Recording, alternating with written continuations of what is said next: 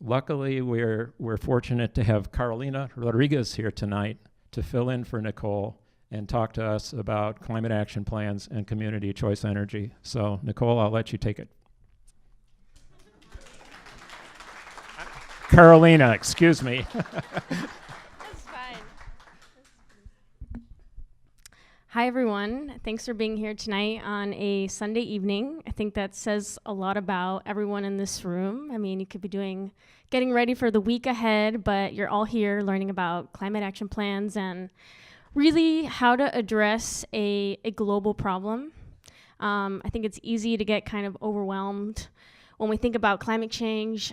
It affects the entire world. It's affecting migration patterns, everything. It affects everything. But what we really believe in at Climate Action Campaign is that it really starts with local government, and it starts with us. And what we know is that cities are really kind of the hubs of innovation and experimentation for local climate policies that can really help reduce our carbon footprints. So that's really what's been driving our work. And I know what I heard from Roger is that a lot of people signed up for this sort of coalition or grassroots effort after the election in November. And perhaps some of you signed up after the Paris agreement, the retraction. Yeah, people, and it's amazing to see this kind of grassroots response to it. Because, like I said, again, it's a global problem, but locally is really where we're seeing the solutions. And California is really a leader. So even though the United States backed out, people are still looking to California because we have some of the strongest climate laws in the world. So even though you might feel kind of small and minuscule in the grand scheme of things, just know people are looking and watching. So it's important that we stand up and make our cities as resilient to climate change as possible. So it's actually really important that you're here tonight and learn about how to pass a climate action plan in your city and transition to a clean energy future. So I just kind of want to see who's in the room. Who here's from Irvine? Okay. And Huntington Beach, anyone? Okay. And then other cities in Orange County that I don't know? Okay. Okay. Okay, 34. That's a lot. In San Diego, we have 19 municipalities. So we started in the city of San Diego, but we've expanded and we're working in 10 of them. And now we never thought that we'd see the light of day, that we would be working in Orange County.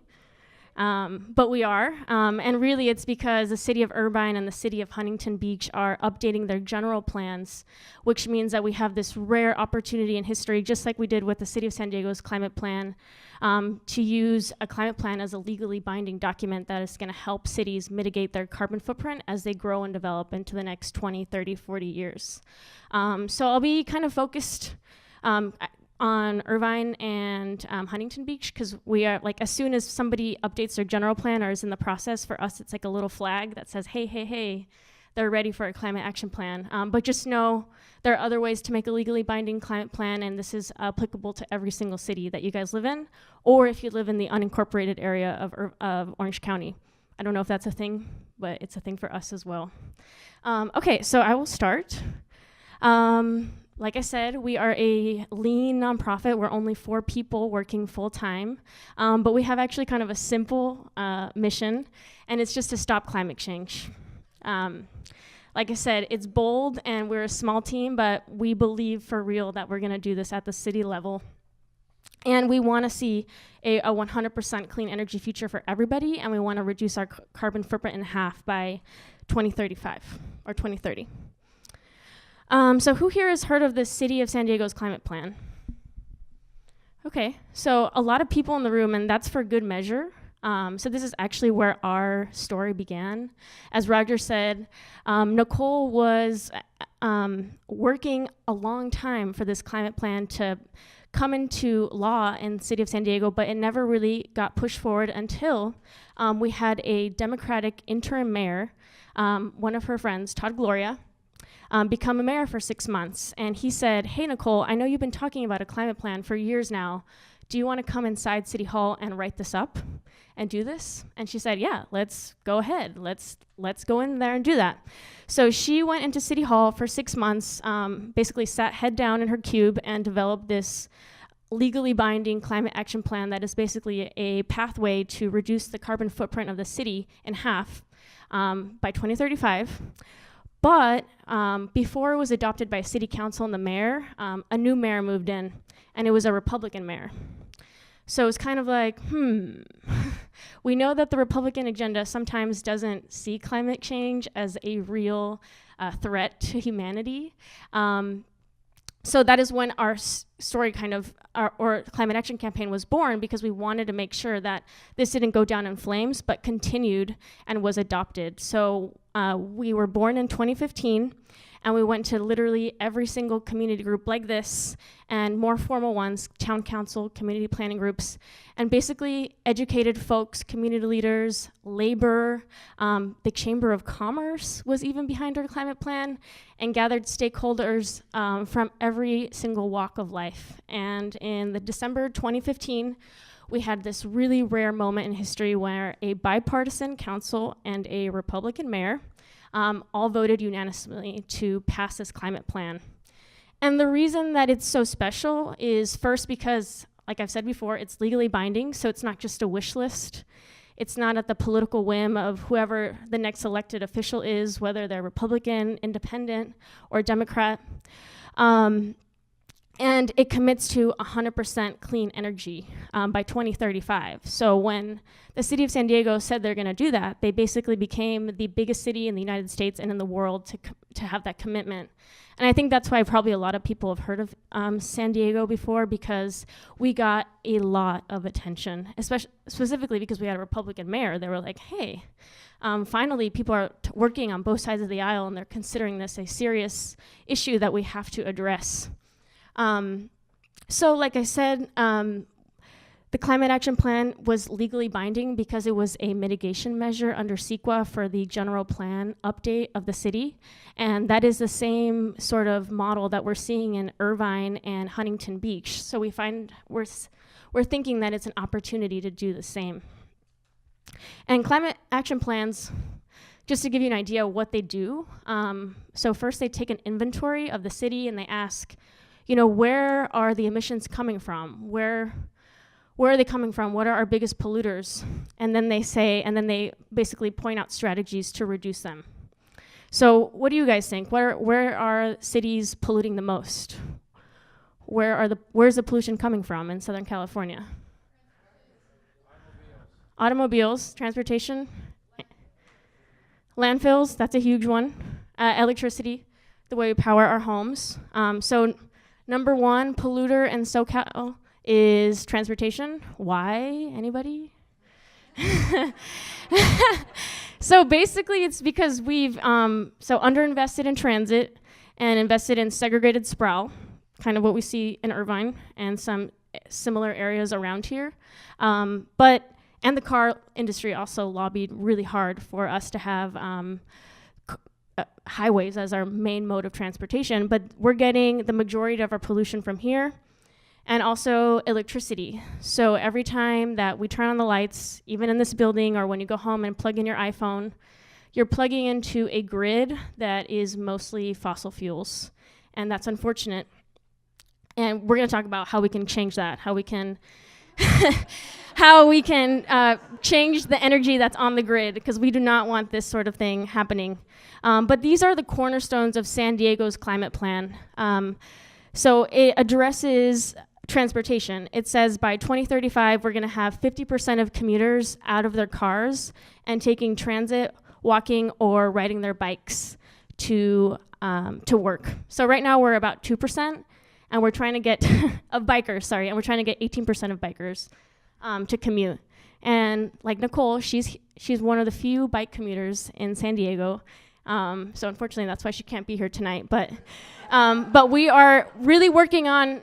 So it's because right now the only people that are commuting are people that are kind of fearless and take the road head on. But most people need to feel secure when they're out there. They need to have a protected bike lane. The city needs to make it feasible to ride your bike. Otherwise, you're out there competing with cars. I know that's not the case in Irvine. It actually has like an amazing connected network of bike lanes. I'm really impressed with these bike lanes that are here that are kind of going under the roads. We don't really see that anywhere else in Southern California, but Irvine has pushed the needle with that.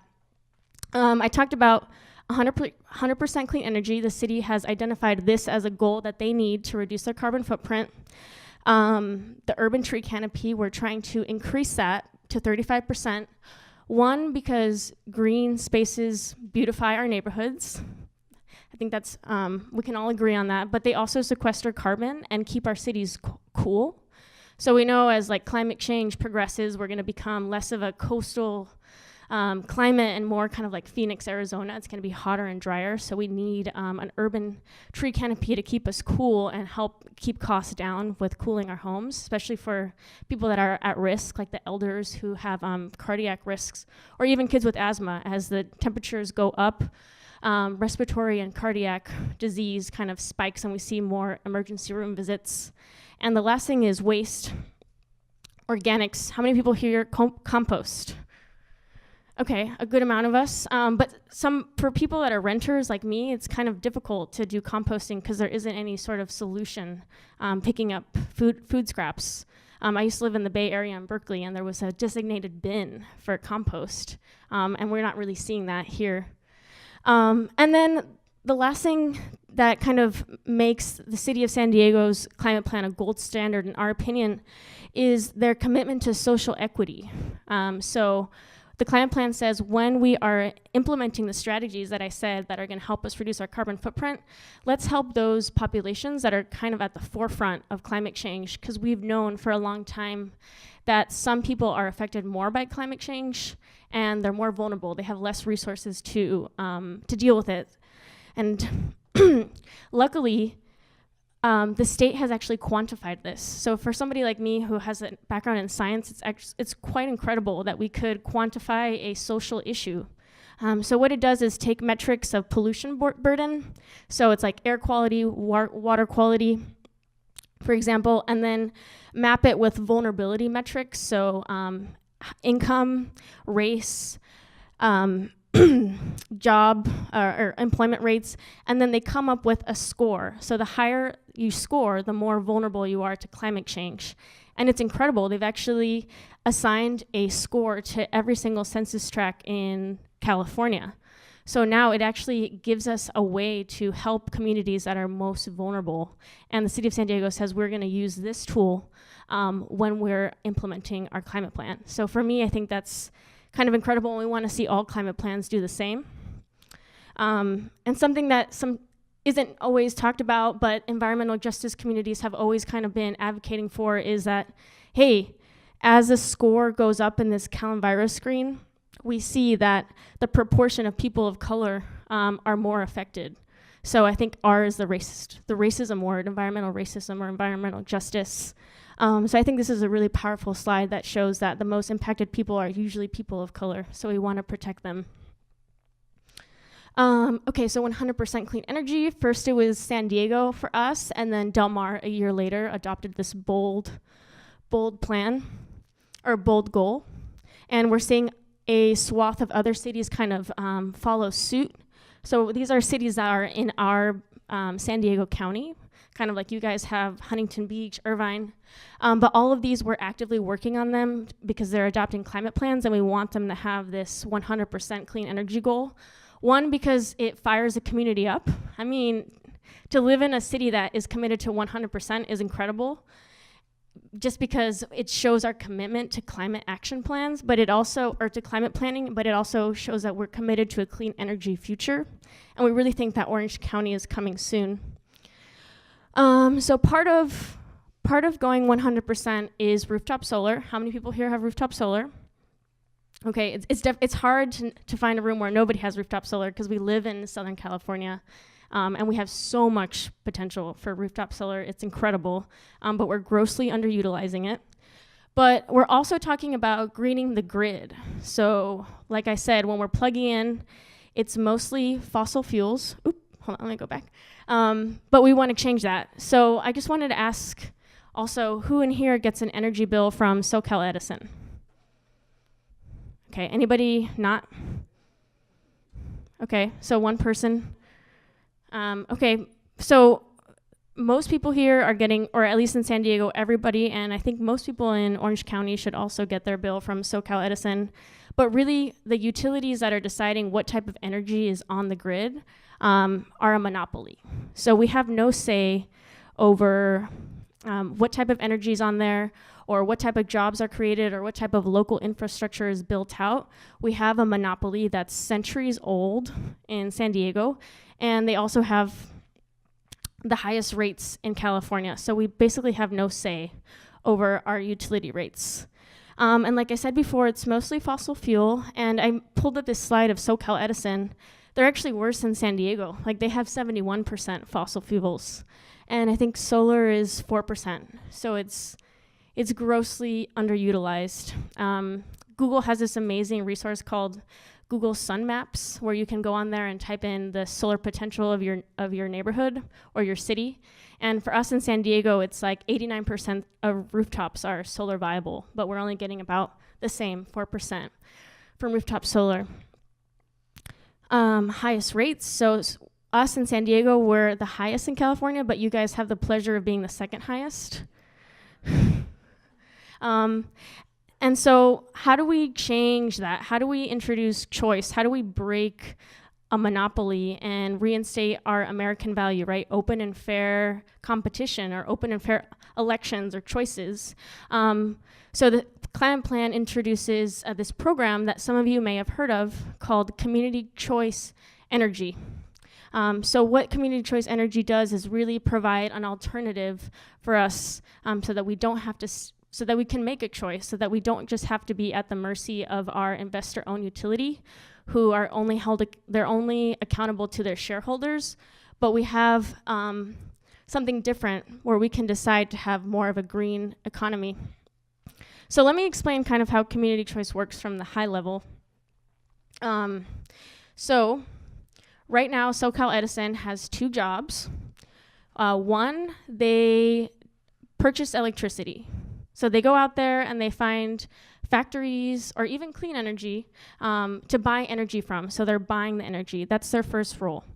Their second role is delivering that energy. So keeping maintenance of the pipes and the wires, all of the infrastructure that you see. We do see it out here in Irvine. I know they have a lot of underground infrastructure. But they take care of the infrastructure, and this is actually where they make most of their money. Under the Community Choice Program, the city or a group of cities would form a non-for-profit entity that actually takes over that first part, that takes over purchasing the power. And they would have the ability, if they had a climate plan that had a 100% goal, to decide to buy cleaner power to put on the grid. And then SDG&E or SoCal Edison would continue taking care of the power delivery, so the pipes and the wires. So they're actually made whole because, like I said, this is where they make their money from. But really, at the end of the day, it's a choice.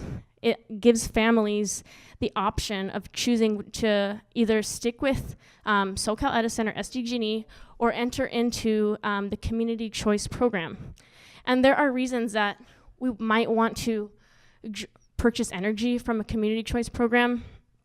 So when they're instated, we see other community choice programs in the state basically uphold these priorities. So one, instead of purchasing renewables that are in other states or far away from the city, purchasing or incentivizing local renewables, so we could have small-scale solar projects in our own communities, which create jobs and jobs here and create basically spur the economy.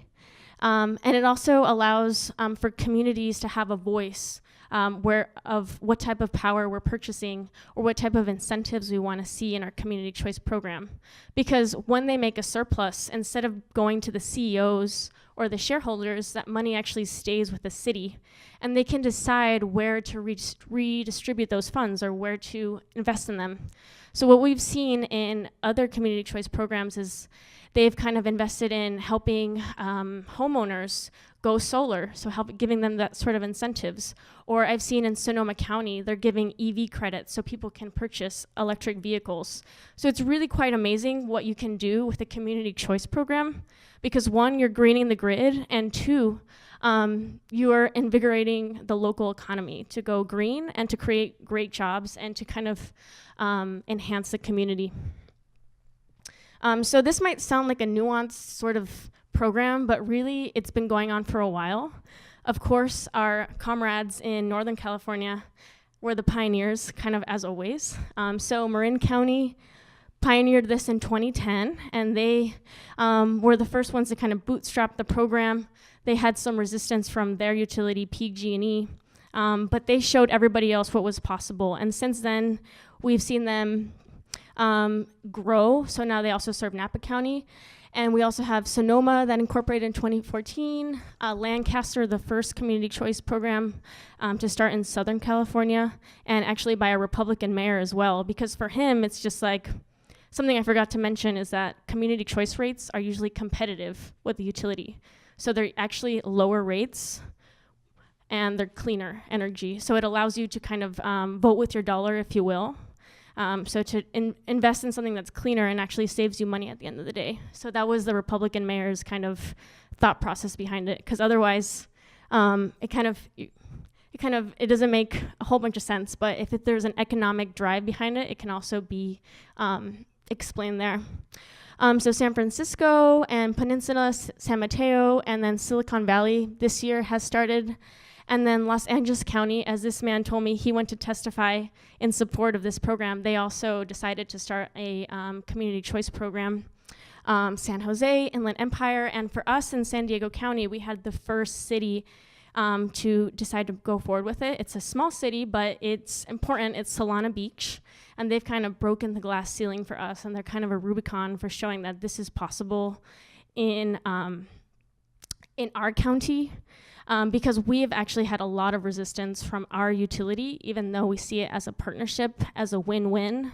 Like I said, they're made whole, and the community also gets to save money, clean the air with clean electricity, and incentivize and invest in local solutions. So we've had a lot of resistance from them, but despite that, we're finding that there is an enormous amount of support amongst the community. Let's see what else I wanted to say about this. So community choice programs are also investing in clean energy projects all across the state, and they're all linked to good union jobs, which has kind of been a concern of labor unions, but we're showing that it's actually a win-win for them as well. And the beautiful thing is that solar jobs in number are more than all of the three utilities combined. So there is a huge potential for renewable energy, and community choice is a way to kind of open the market and push that forward in our cities. So I'm also wearing a shirt that says, "Make the switch to community choice energy," because in San Diego, or the city of San Diego, they identified community choice in the climate plan as the main driver that's going to help us get to 100%, but the council still has to approve it. So we're kind of still on a roadshow all across the town, educating folks again about community choice, the benefits that it has for our community, and we're excited, and we're expecting a vote in December. And if we approve it, we'll be the biggest city in California to embrace community choice. And we'd love to see the same thing in Orange County. And we can use, when we go and advocate for climate plans, we always ask for a 100% clean energy goal, and we say that we need community choice to get there. So it's, again, greening the grid, and then it's also putting more solar on our roofs. It's both. We can't get to 100% without those components. Think of it kind of like a math equation. We need both. Okay, kind of my personal infatuation, I guess, is with biking. I love biking, so I'm really excited about this goal in the climate plan. It's a mode share shift goal. We're in San Diego pretty bad. 87% of people are driving in a single car to work, like not even carpooling, just like on their own, going back and forth. So the city is really saying, you know what, we're gonna change that. we're going to have 50% of people driving to work, and the rest are going to be doing active transportation, walking, biking, taking public transit to work. And like I said, it's not just about painting bike symbols on streets that are already created, but creating protected bike lanes so people feel safe and not at the mercy of cars. Who here bikes to work or walks or takes transit? Okay, a few people. So it seems we also want to have a mode shift in this room as well. But we got to make that possible. Like, it's not just, if it's not viable, if it's going to take you 2 hours to get to work via bus, it's just not viable. So we really have to rethink the way our communities are, rethink density. So not have just segregated sprawl, but have dense, thriving neighborhoods that have good, world-class transportation systems, that have housing that is affordable, that make it possible to go to the store without hopping into your car. Zero waste is another thing that's huge. Organic, somebody mentioned. Something that goes to the landfill creates an enormous amount of greenhouse gases. Most climate plans that we advocate for have a zero waste goal. So that just means increasing the processing of recycling. So plastics, although we'd always love to reduce, we know that they're going to be out there, so we have to recycle them. And then having organics solutions. So sometimes there are big scale organic processors like there are in the Bay Area, but before we build those out in San Diego, we're really advocating for small and medium scale. So that's like community gardens that beautify our neighborhoods, but also can help absorb food scraps and engage people, become closer to their food and to their waste, and kind of understand how much waste we're producing on a daily level. It's kind of incredible. If you take out the trash bin in your house and just keep the recycling and compost, you'll notice that it's really difficult. And then tree canopy, I've talked about this before. 1, to sequester carbon, and 2, to keep our cities cool. Okay, so I want to talk a little bit more about how we got a climate plan in San Diego to kind of help you guys in your fight here in Orange County. I'll just get right into it so we can get to questions. I feel like I've been talking for a long time, so I want to have this a more interactive session, but we'll get there. So first, it's having internal champions. So here's when Nicole, I think right after she had left the city, but she was an internal champion, and here to her left is Todd Gloria, who was the mayor at the time, and then there's a council member on the other side of her.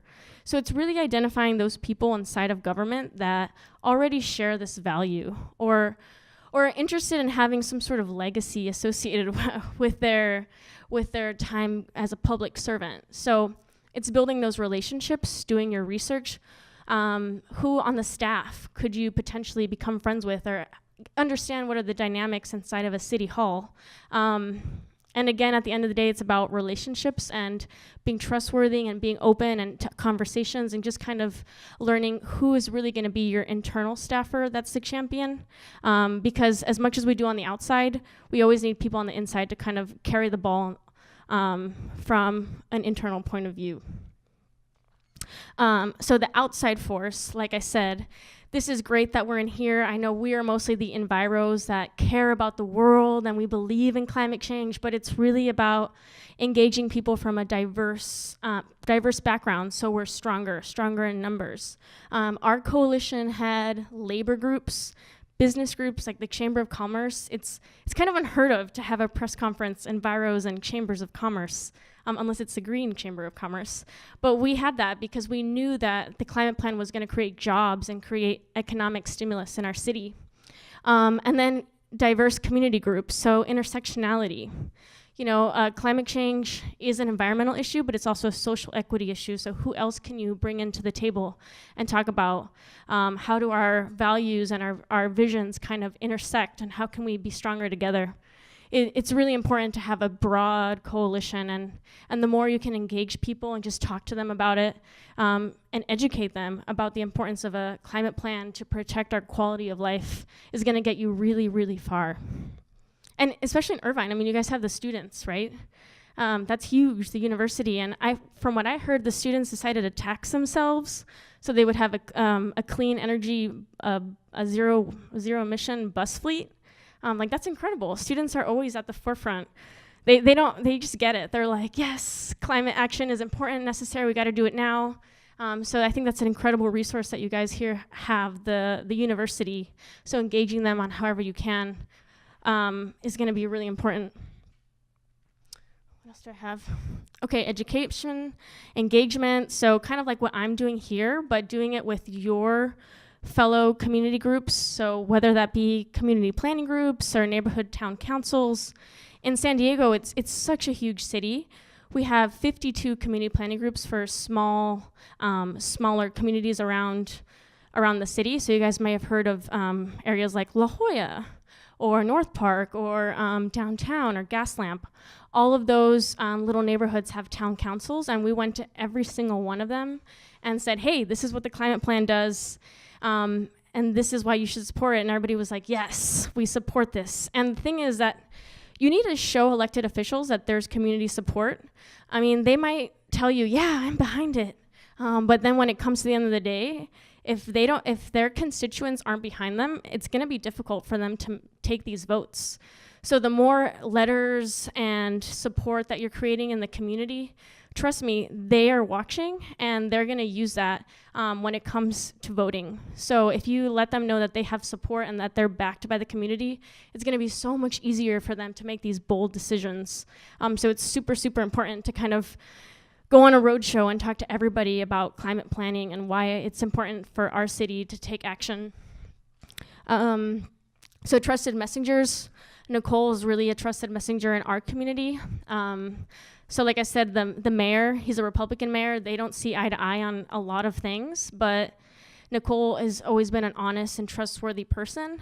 So she is kind of a trusted messenger when it comes to climate policy and climate related issues. So she'll get called in regularly to the mayor's office to discuss, hey, what is this thing about community choice energy? Or, what are your thoughts on getting our mode share goals? So it's just about being honest and being, like I said, building relationships. I can't emphasize that enough. Like, we need to do that with our elected officials and our staffers, because at the end of the day, it's so much easier to ask a friend for a favor or somebody that trusts you than just a stranger, even though they work for us because they are public servants. So the media, who here's on Twitter? Okay, good number of people. So I just want to say that you should never underestimate the importance of social media and just the media in general. So beyond that, the local journalist or the local newspaper or the TV stations, building relationships with journalists is incredible because there are so many competing interests out there in a city. Not everybody's gonna be like, climate action is the #1 priority, even though for us it is. So having that relationship with the media helps you kind of elevate your issue to the top. Okay, so that's something that in our first year, we had more than 100 media stories. And the reason that is because of our relationships with reporters and our presence on Twitter. So we're kind of like a thought leader for climate action in San Diego. So when the New York Times wanted to do a story on this groundbreaking climate plan, they just went on Twitter and saw who's leading the conversation. And they found us and they found Nicole Kapritz. So every single journalist is literally on Twitter and they pay attention to what conversations are going on in the city. So I know for some of us that might be out of our comfort zone, but being on social media has really helped us elevate our voice to a higher platform and have access to journalists that we wouldn't otherwise have access to. So don't be afraid to be bold and take pictures, and even like this is something where we would be like taking pictures all around and being like, wow, look at all these people, they're interested in climate action, and it just kind of gets people energized and excited. It gets the journalists interested. Trust me, there's always a way to spin a story, even though you might think it's boring, to pitch it to the media. So yes, don't underestimate this and embrace social media, even though I know it can consume a lot of our lives. It's actually important when we're trying to get public policy forward. I mentioned this as well. California has these incredible climate laws that actually started with who? Yeah, so I always find that kind of interesting, incredible. But yeah, we have these incredible climate laws that say we have to reach these targets. So we have to be at 1990 levels of greenhouse gas emissions by 2020. That's just around the corner. And then we have to be 40% below that by 2030. So these are laws that our state has set for us, and climate action plans work at the city level to help cities reach these plans. So it's like a legal, like a lever that we can use with our city to say, hey, you have to meet these goals anyways, so why don't we go ahead and write a legally binding climate plan that gets us there so you're not at some sort of legal risk. And it's just incredible that we live here because, to my knowledge, no other state has goals that are this bold. 80% below by 2050. I mean, if I should plot this out, like, it's incredible, and we're gonna hit it, and it's because the cities are taking action. Because the state can do so much, but we have to really work from the bottom up to meet in the middle. And then, like I've always said before, just leadership, internal and external. Nicole was really a thought leader around the climate action plan in San Diego, but you guys are the thought leaders here, like every single one of you. Don't underestimate your power, and don't underestimate internal champions, city council members, staffers, city managers even, that have expressed values for climate planning, either in their campaign or their Facebook or their Twitter, really finding people that your values align with and that are willing to take these bold leadership positions on climate planning. That is invaluable to rally all these people behind and pass really groundbreaking climate policies. And they extend just beyond saving the world. It's really about creating a better community for all of us. Like I've talked about, the business, creating jobs, creating communities for millennials and seniors. So I'm a millennial, if you didn't notice. And like, millennials don't want to get in a car every day and drive 50 minutes to our work and come back. That is just not what we want to do. We want to be close to, and I'm sure all of you feel the same way. Like, we want to be closer to our community, walking, biking, living in thriving neighborhoods that are dense, that we have housing. Like, a lot of us feel like we're not going to be able to afford a house, but we want to create communities that are thriving for everybody. So climate plans actually create that, which is crazy. They touch so many sectors of life, but it extends beyond, just mitigating our carbon footprint. It's really about reinvigorating our neighborhoods, creating world-class cities with transportation options like the BART in the Bay Area, and last but not least, saving the world, because it is a threat for everybody. And so, yeah, I would love for you guys to join the movement by joining us on social media or going to our website, signing up for our mailing list, emailing us. We're always open to conversation. We want to help you guys move the needle in Orange County. We want to see you guys make 100% clean energy plans that are enforceable and that are going to get us to the Orange County that we want to see in the next 20, 30, 50 years to save our coastal areas, sea level rise. We don't want to see our beaches go away. I know my favorite beach is in Newport. I would hate for that beach to go away. And our inland empire, we know that threats such as wildflowers are not a threat. Those are great. Wildfires threaten us all. So yes, join the movement. Pass a climate action plan in your city. We're here to help. We are a resource for you. I think that's the end of my talk.